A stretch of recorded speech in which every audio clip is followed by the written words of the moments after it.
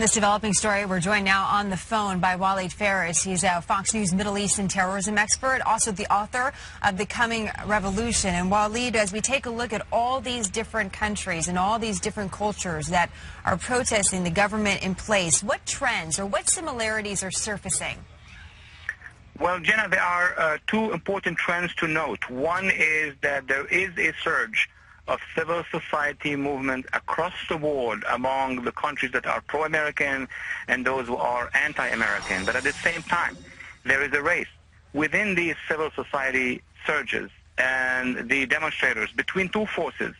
And it's becoming very clear. You have, on the one hand, the Islamists, such as the Muslim Brotherhood, or in the case of Eastern Arabia and Bahrain, the pro-Hezbollah or pro-Iranian elements on the one hand, and really youth, democratic reformers, and women's movement. They are racing to see who is, at the end of the day, going to be the real opposition and therefore the next government. So, as you mentioned, you're setting up two sides. You have the Islamists, and then you have the youth that are pro-democracy, pro-women's rights, more of the familiar human rights that we know here in the United States. Who do you think is ultimately stronger? Well, it's very interesting because these civil society movements seems to be going faster in countries that we support. I mean, look what happened in Tunisia, what happened in Egypt, what's happening now in Bahrain, possibly in Jordan.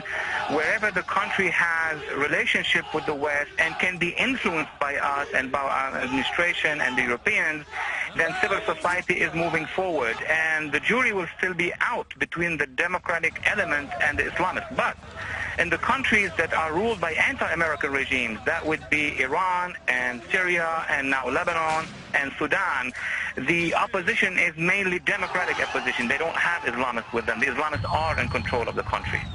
So as we take a look at the way these stories are developing, and it's really been a month of this that we've been watching all of this unrest, do you think this is pushing either groups more towards the extreme in the way that the Islamists could become more extreme when this is done, and those that are pro-democracy, well, I want to say more liberal if that works, but do we see the extremes emerging?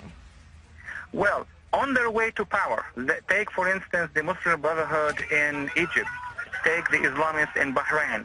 They are backburner. They are saying that we are with the democratic process, we're going to form political parties, but they are not changing their ideological agenda. So as they are marching along with the democratic element to seize power, once they are in power, they're going to do to their countries what Khomeini and the Iranian Revolution did to its country. So now it is critical for the United States and Europe and the international community to support and to partner with the democracy forces, the youth, the younger, females and minorities.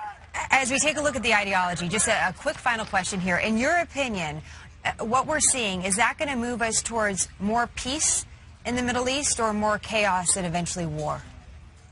Well, if nobody's going to win, it's going to be chaos. If the Islamists are going to win, it's going to be multiple Irans and multiple Talibans. If the democracy forces may win, then they're going to go through a transitional difficult time, after which they're going to establish a more peaceful Middle East. It'll be so interesting to watch, and as we mentioned, we take a look at the region, but so many different storylines to also just pay attention to. Walid, always nice to have you. Thank you so much for your insights today, sir. Thank you for having me.